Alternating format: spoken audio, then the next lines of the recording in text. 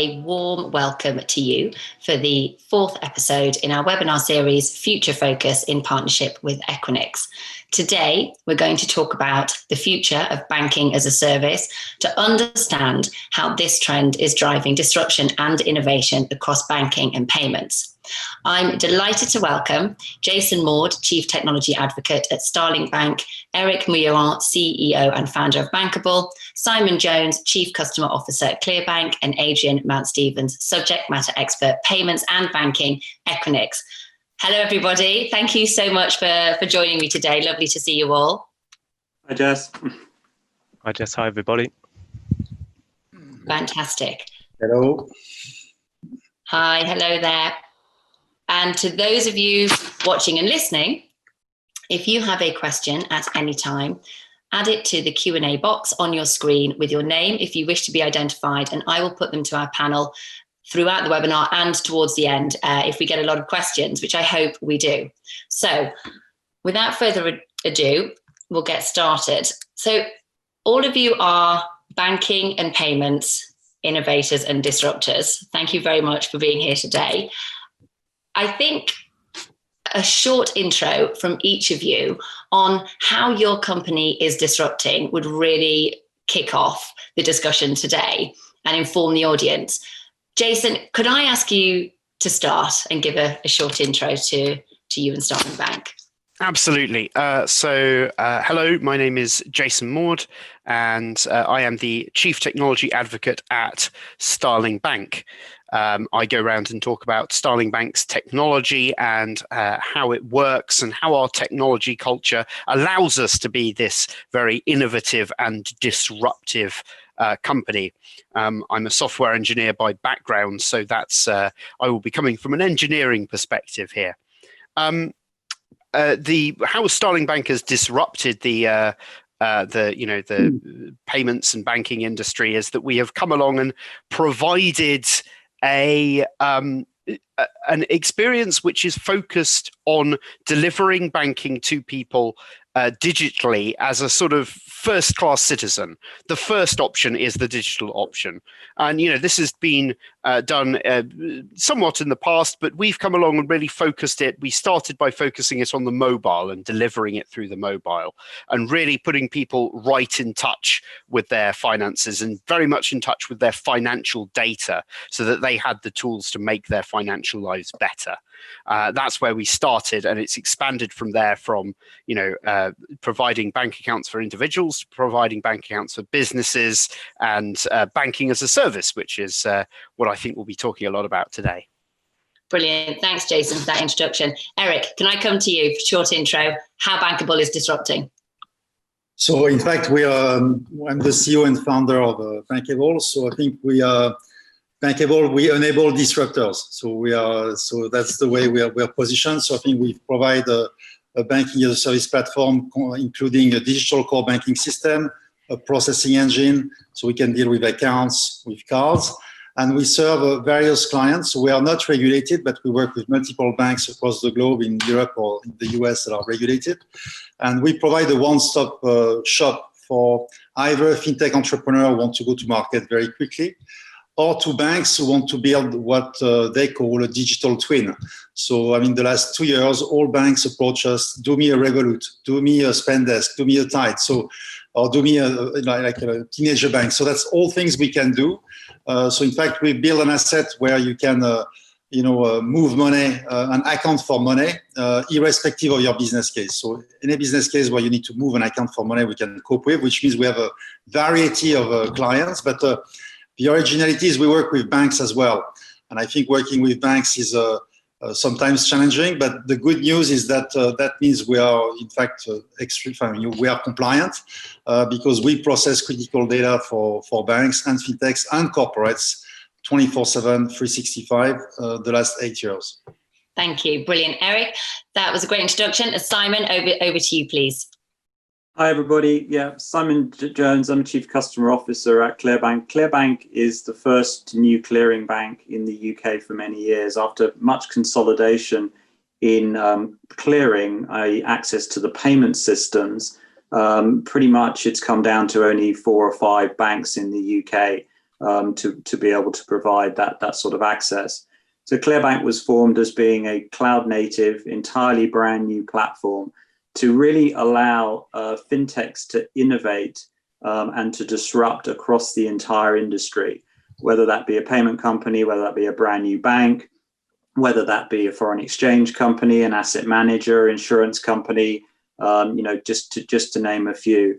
So we are the infrastructure layer that supports a lot of the innovation that's going on in the industry and connect all of those innovators to all of the main UK payment clearing systems and increasingly also to the international payment systems via our recent partnership announced with JP Morgan. So we're very much the fabric of innovation and disruption in the industry, and we want new fintechs to come and create new exciting things, on our platform, and we do all of the work in the background to connect to the payment systems, provide accounts, etc. Banking as a service is a key proposition, a key offering for us. In addition to agency banking services, for regulated entities. And Tide is a great partnership of ours, for example, and that's a great example of one of our significant banking as a service clients. Thank you. Excellent. Simon, you mentioned the word fabric of innovation, so that leads us brilliantly, I think, to you, Adrian. A quick intro to you and how Equinix is disrupting. Yeah, thanks, Jess, and thank you everyone for joining us today. So, yeah, this panel, Jess, these are the disruptors in the market. My job every day at Equinix is trying to keep up with these guys and make sure that Equinix has the products and services that support everything that the financial services community need to do. So I'm to use Eric's word, we're the enabler, or the enabler to the enabler, or the enabler to the disruptor. So just very quickly, just a quick introduction to Equinix. Equinix is the world's sort of digital infrastructure company. Really what that means is we provide products and services around the world to support digital businesses.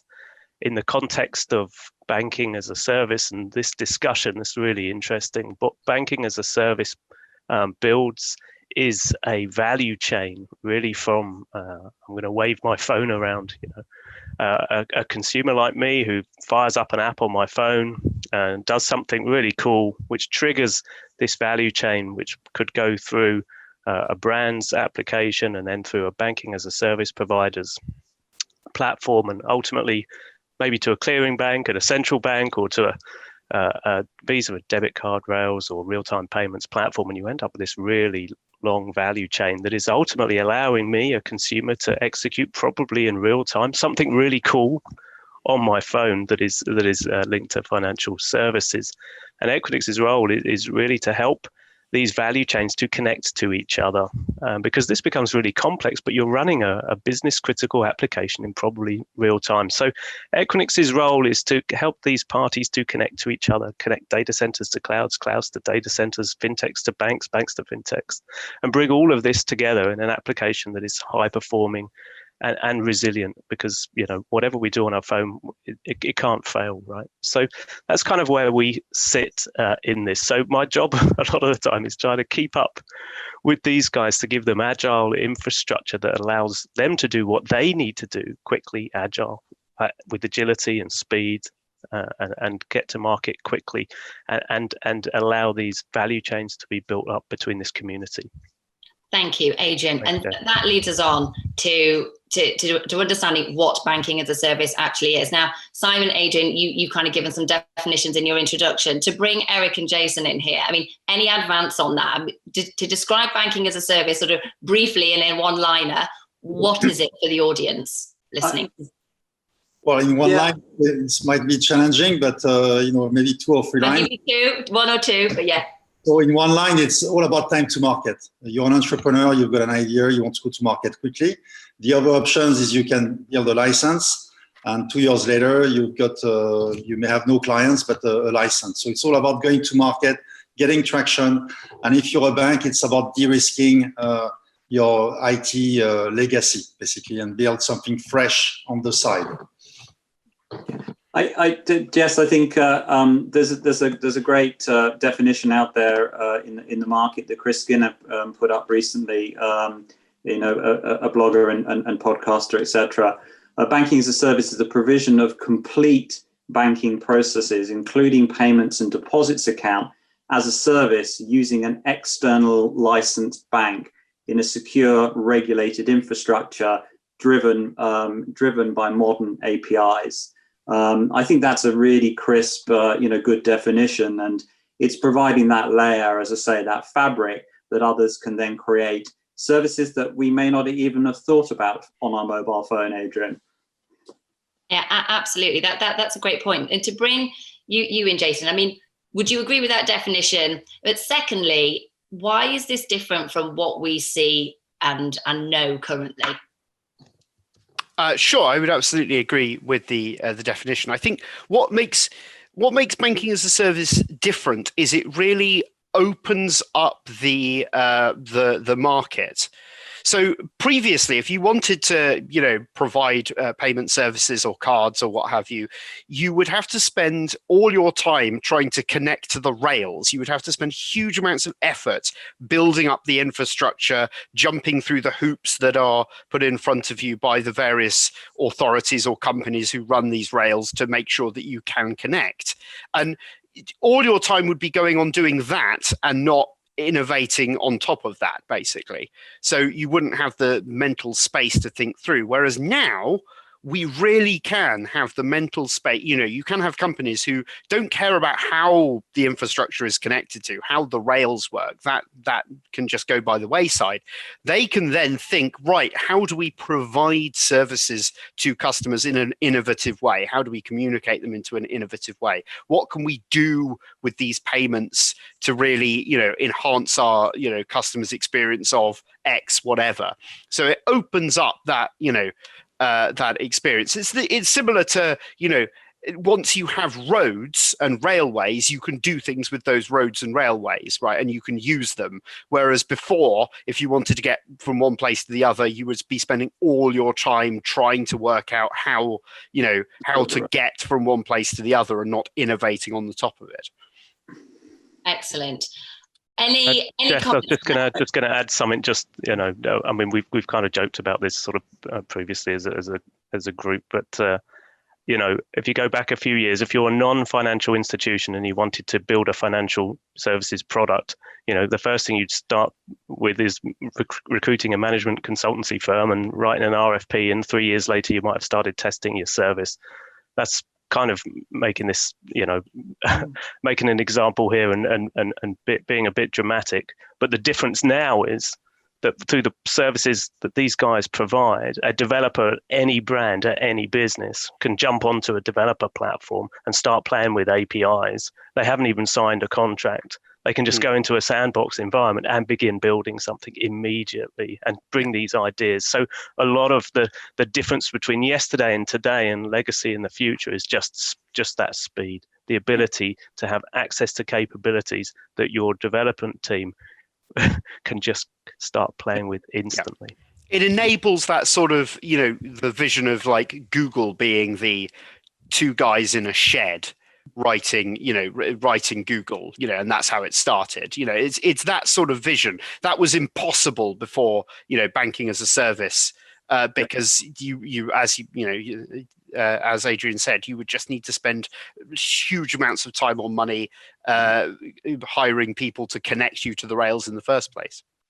Well, before banking as a service, what you need to do is to either build that in-house or buy a software, get consultant, and go to market within 2 to 3 years after the inception, which means that when you're live, your business case may be obsolete already. Yeah. I think just one other point I just wanted to add to it as well is that banking as a service can be quite an overused term in the industry. It can be very broadly encompassing, etc. I thought that Chris's definition really honed it in as to what it is. But in a lot of the industry sometimes think that banking as a service is a card platform, for example. But it's more than that. It's got to be that direct access to all the payment schemes and through a banking license, etc. Leveraging the strength of somebody else's banking license that I think is true banking as a service. but it does confuse the industry, with how broad the term can be used sometimes. But I'm with some great colleagues here that are true banking as a service partners. Excellent. Now, and actually that leads us on, I think, to sort of dig into and bring to life what banking as a service can look like. We've covered the benefits. I think they seem to be pretty clear. But are banks ready to adopt banking as a service and make it successful? What do banks need to do in order to achieve these benefits that you have all eloquently outlined? Well, I'm happy to take this one. I think I think it's not only a technical problem; it's as well a mindset problem.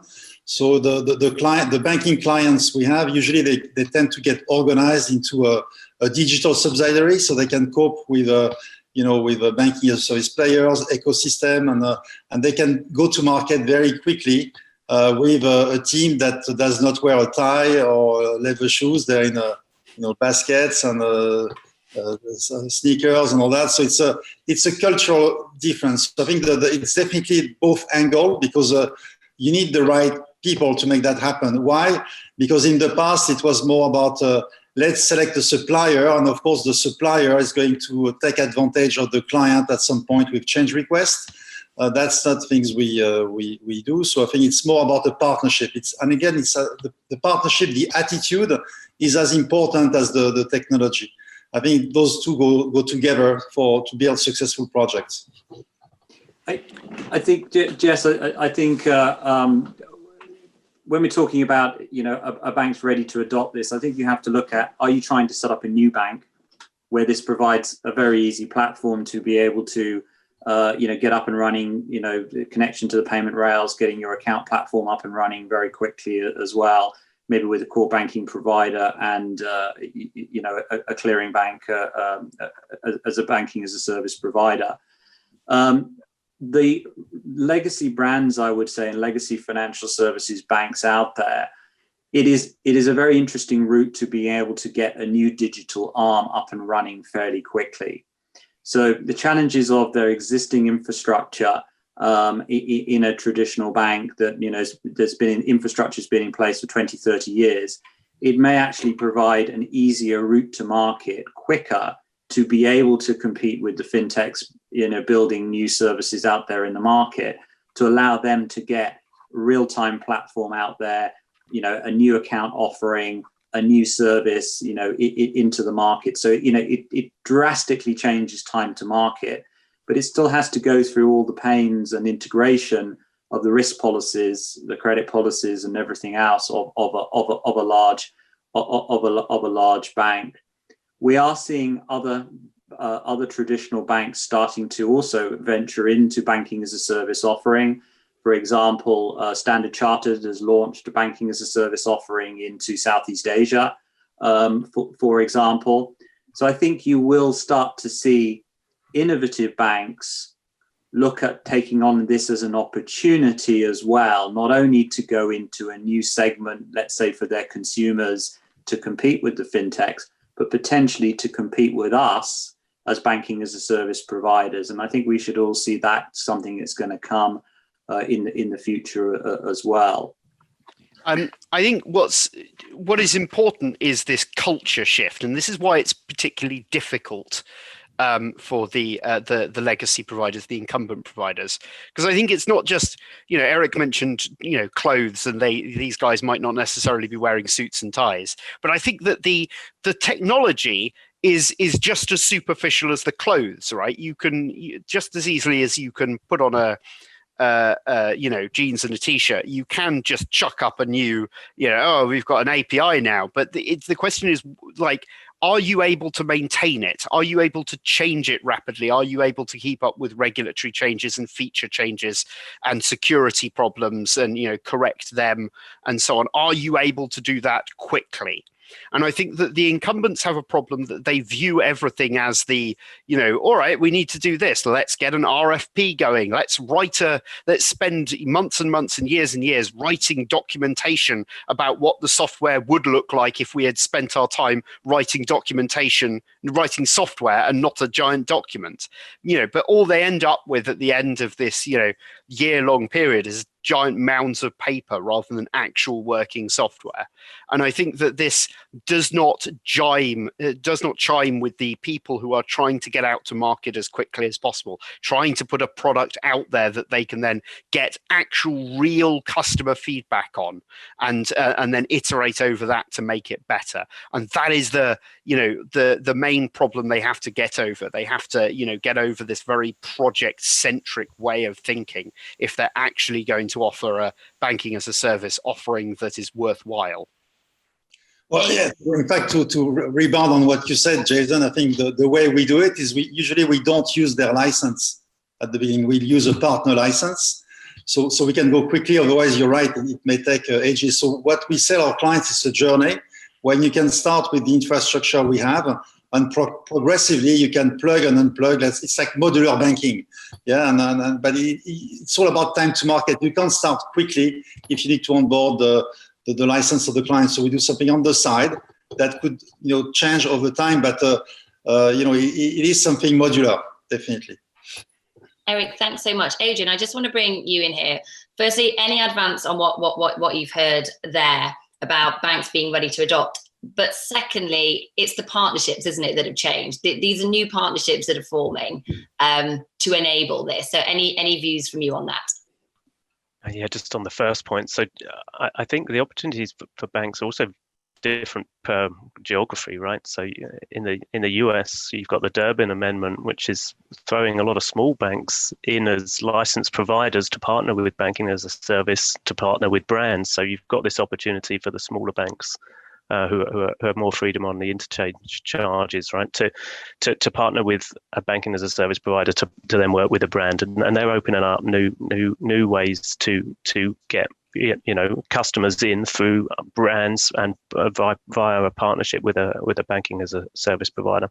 So that's really interesting in the US, and obviously it's different here. But the banks can choose to go the BBVA way, the Goldman Sachs way, Standard Chartered way, and become a banking as a service provider. They can operate as licensed providers to the banking as a service guys, or you can flip it completely on the head, and they can be the consumer of the banking as a service to ultimately deliver.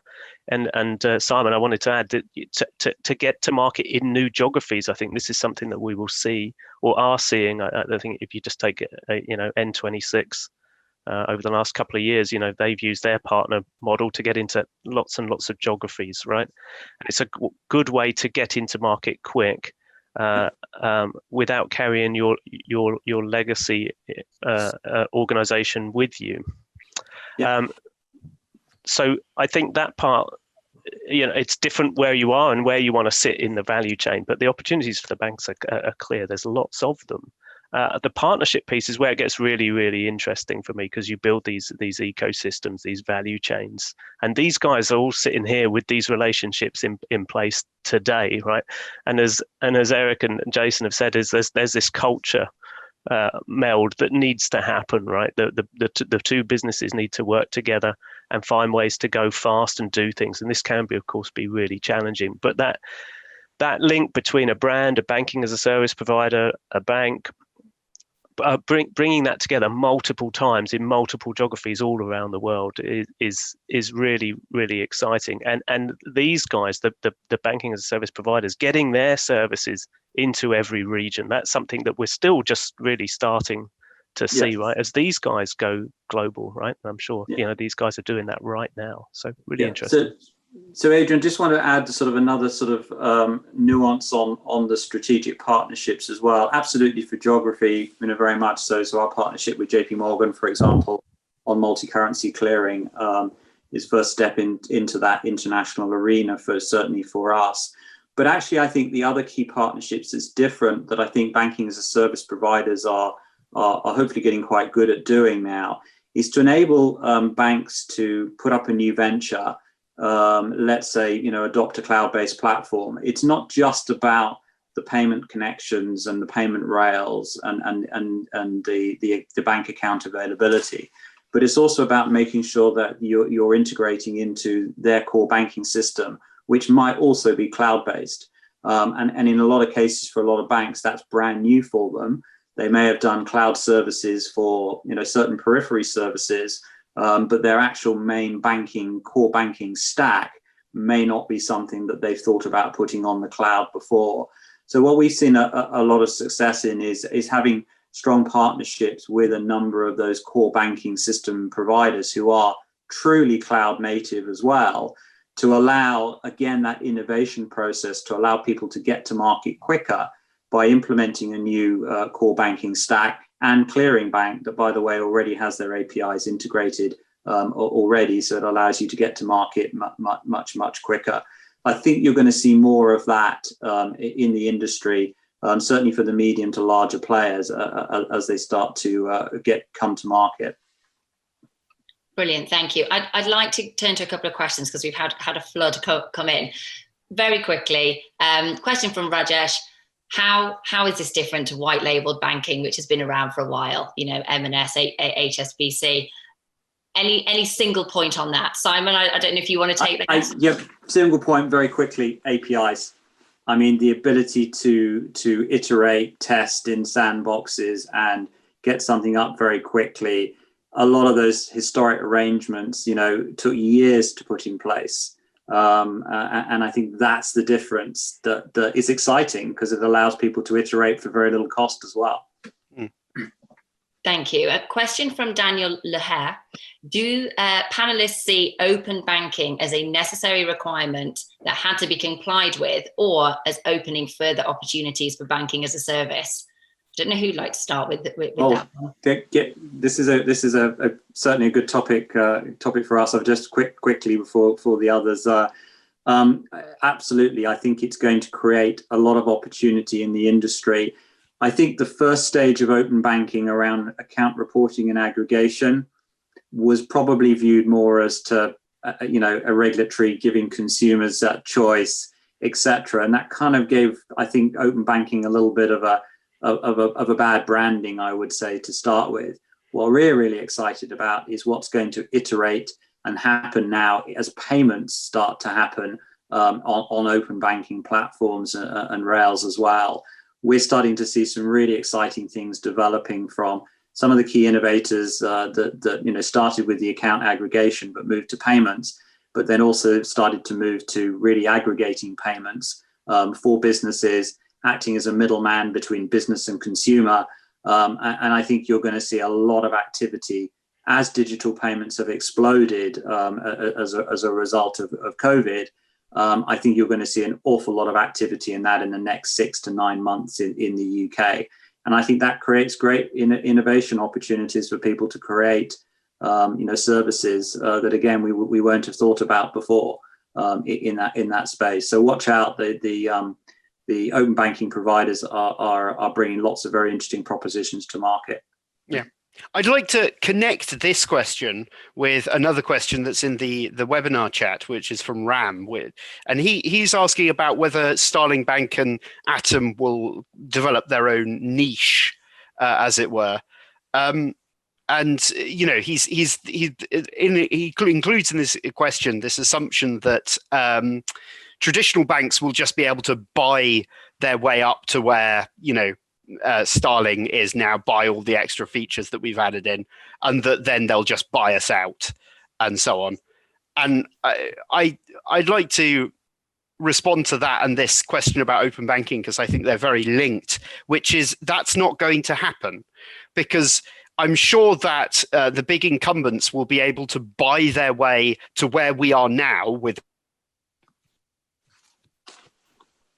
I think we've lost Jason for just 1 second. While he comes back, Eric, can I just go? Oh, hang on. Brilliant. Carry on. Apologies. I apologize to the audience for my poor Zoom connection here.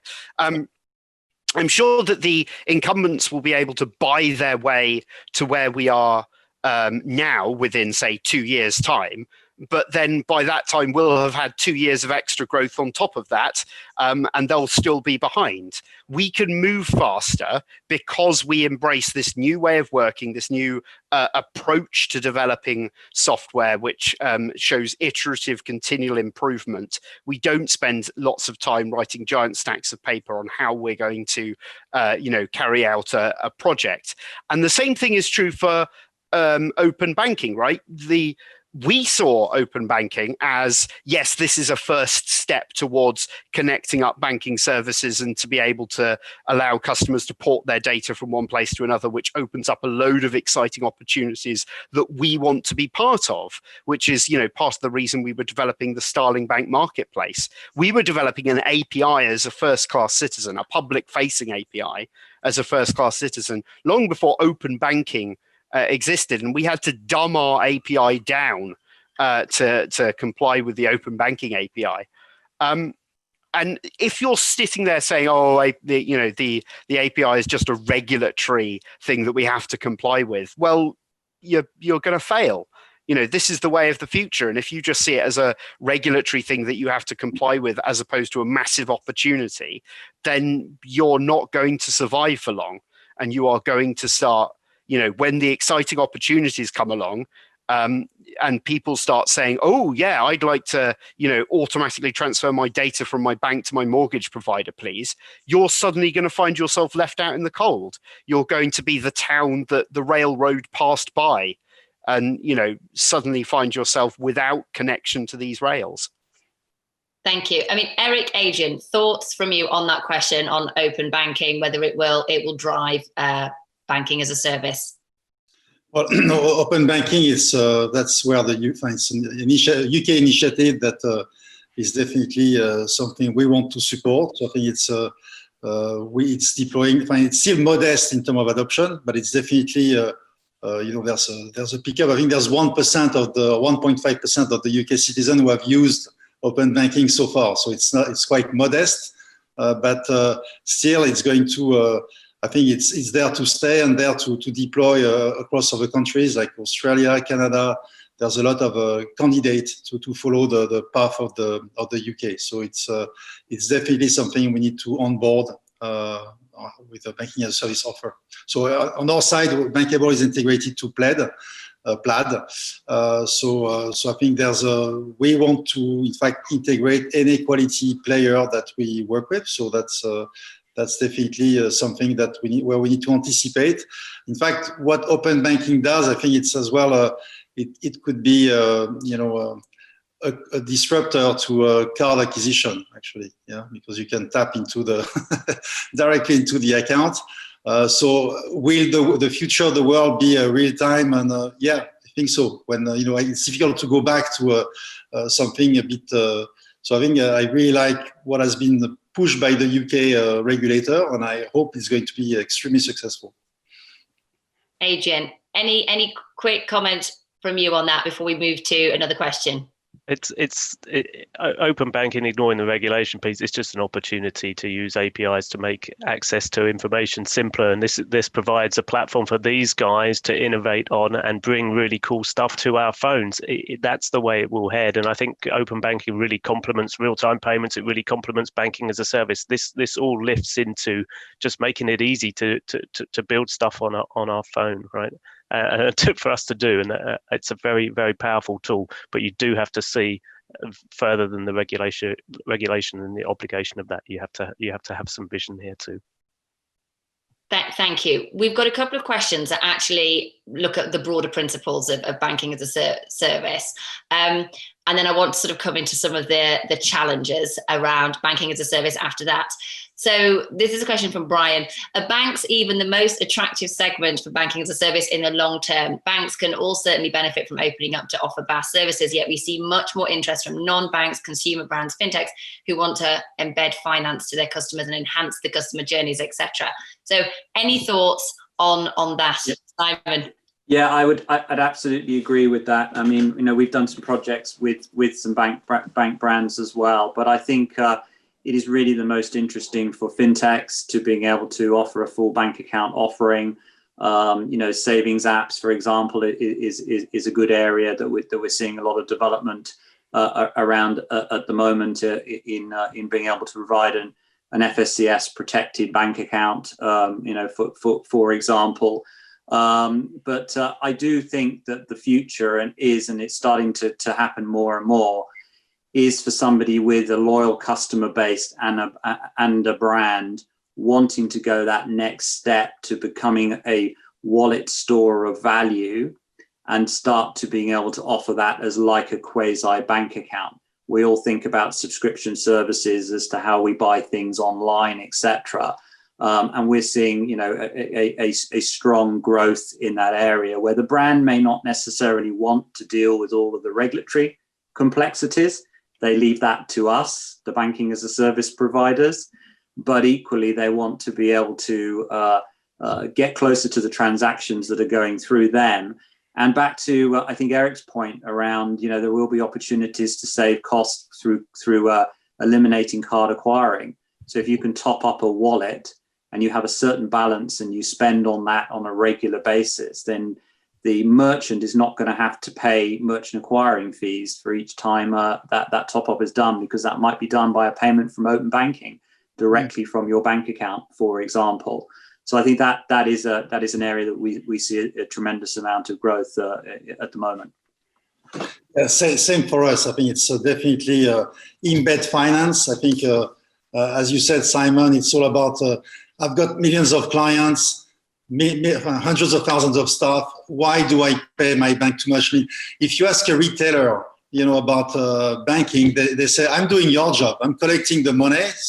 And then I give you the money and you make money on me. So they're all, there's a sort of a rebellion happening there. And clearly, there's huge opportunities there, because in fact, the other challenge, the other opportunity, if you're a brand, you go for distributors. If you go direct, you'll know your clients much better, because you're serving clients you don't know today, because you go through Amazon or I don't know whatever retailer. So getting direct contact with brands with customers of brands is absolutely essential. So I think that's where we see a massive trend. There's a very good question from Dan about the identity. So I really don't want to. That's the next one. So no, please do go for that, because Dan has asked, how thorny is the lack of effective digital identity for scaling bank as a service, Eric? He's completely right. I think that today it's you look at each country, it's either digital, paper, and that's something that's slowing down the adoption of banking as a service. So I think the two pillars of banking as a service is the ID and the account. Yes, so so the standard ID is of course a dream. There's 180 countries, but it's definitely something that where we should progress. If you go to even in Europe, in Italy, they have a paper ID. So it's a total. There's a total diversity of asset, but a digital ID is all the countries who have a digital ID, like Switzerland, Belgium. Then they can be in advance in terms of payment. Otherwise, you're paralyzed. You need to go to the branch or use the old banking system. I think that when it comes to digital identity, we really need to make sure that regulations like GDPR, which protect data, and regulations like open banking, which allow us to share data, work together, not against each other.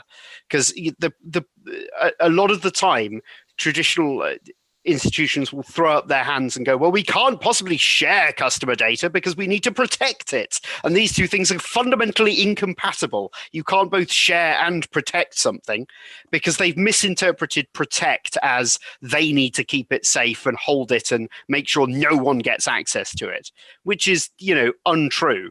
Banks protect money, but they also allow customers to access their money and transfer it around. And the same thing needs to be true of identity, right?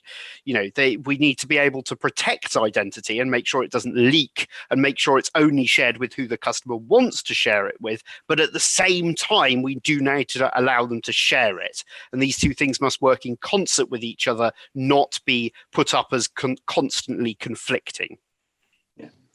I think just the technology, is advancing very, very rapidly in that area, and allowing, not in person, so digital onboarding in a highly efficient way, and it's been developing very, very well over the last few years. I think as banking as a service providers, what is a challenging out there is that interoperability that Jason that highlighted as well, because you may have one customer that already has a digital identification, but that's not interoperable with the banking as a service provider. And that, I think, is something that the industry's got to evolve, and I'd like to see much more standardization in that, to being able to to leverage that. And I think that also becomes a challenge when you have a banking as a service offering to a traditional brand a bank, because how does the new identity verification, maybe for the same customer, interact with the legacy identification that they already have on file for that particular customer? So, it's those sort of things that I think the industry's got to work its way through. And I think much more standardization across the industry is going to be the route to solving a lot of those over the next few years. And Thank you. Jess, I was just going to add something. What we haven't mentioned, we've talked about KYC, but not KYB. The challenge of knowing your business, as these guys support SMEs and services to SMEs, which of course is huge in every country. We have to solve know your business, and today you can't really do that unless you look at a piece of paper, which is very hard. The other thing, I just wanted to go back to the embedded finance model. I'm just looking here at some numbers. I think 11FS shared these. Their market sizing for embedded finance is 3.6 trillion they're projecting by 2030. There's obviously a lot of tailwinds need to happen for it to be of that size, but that is bigger than the big tech market is today. And it kind of assumes that 40% of payments will move into this kind of flow and be triggered by fintechs or brands. But I think we can all see that those tailwinds are there, even though it's just starting still here. But that is a huge market opportunity to have brands launching products with financial services embedded into them for insurance, for lending. I think lending is going to be huge in the next few years. That will come through, as well as payments. Yeah, and I think that's it. It's about disaggregating. You used to do everything through one bank account, etc. But think about it as, I'm going to do my leisure through this brand, through payments that are embedded within that. I'm going to do, entertainment via this brand. Think about it like that. And actually, what's going to happen is, if you still have a traditional bank account, which you may not have in the future, you may not actually have that many transactions going through it anymore. I think that's the way that we are moving to. Thank you. Before we end, because sadly we are in the dying embers of this debate, and I knew that time would be short, but we have a great question from Peter, who says, if I asked the CEO of a major established bank, what do you think of banking as a service? What do you think he or she would say? If they were being honest, they would say it's sodding terrifying. It's going to destroy our business model. Because their business model is predicated around this thing that Simon mentioned, which is the idea that everything goes through this bank. You get all your financial services through the one-stop shop that is this bank, right? Everything is embedded in this bank. And once you start breaking chunks off of that, then rather than having a system where the system only needs to justify itself as a whole, you get into a situation where the system, every individual bit of the system needs to justify itself individually. And it can't do that. Like an incumbent high street bank's current accounts cannot justify themselves. They are not a profit-making exercise. They are there to make sure that other services can be sold that do make a profit. And suddenly that breaks that entire thing, the entire model down. So I think that banking as a service for incumbents is a fairly terrifying prospect, which will either they will have to change and adapt to, or will kill them. Simon, do you agree? I think the progressive incumbents will, like I mentioned, my example of Standard Chartered in Southeast Asia, I think there are, progressive incumbents that are building these platforms that will compete with us. The question is, can they get there quick enough? Can they get cloud-based architecture and really fluent multi-product APIs out to market quick enough to really be able to provide the services that the market is going to demand? And I think that's the challenge. But I do think some of them will get there, most definitely. Well, I don't think all banks. I don't have such an apolitical kind of something catastrophic about the banks. I mean, not everyone will have a Kodak moment. Some will, but not everyone. There are some progressive banks, as you mentioned, Simon. They learn, and I think they've got distribution still. So I think they'll have to adapt. And to answer your question, the way they view banking as a service. Well, they are a bit scared about the social impact because here we're automating things that are done manually today. So that means there's potentially people that will be without a job. That's the challenge. Yeah. But I think that they're all after, like everyone, agility, flexibility that they don't have today. Because they built upon 30, 40 years and a lot of layers. It's like an onion. And when an onion usually is rigid. Thank you. Adrian, a final point from you. What is the CEO of a major bank saying about banking as a service? I think I was just thinking of a quote that I'm sure we've all seen, that the pace of change today is the fastest it's ever been, and it will never be this slow again, right? And I think it is time to be visionary. I think no matter where you sit, whether you're a bank or a service provider, right? It is time to be visionary, because just the pace of change and keeping up with that and staying relevant requires a lot. You've got to tear up your plans, right? And continually reevaluate how you're going to stay relevant in any market. Yeah. Thank you. Thank you so much. That has brought us to the end. What a fantastic discussion we've had. I think you have covered so many elements of banking as a service. I feel that and we've had some great questions. So thank you to the audience for your time and insightful questions as well. Jason, Eric, Simon, Adrian, delighted to be able to take a look around this innovation and disruption and see where it leads. So that brings us to the end. This is a final installment in this series of Future Focus, but for all the key trends, do check out our previous 3 episodes. We looked at media, transport, and commerce, and we also have a series building the digital world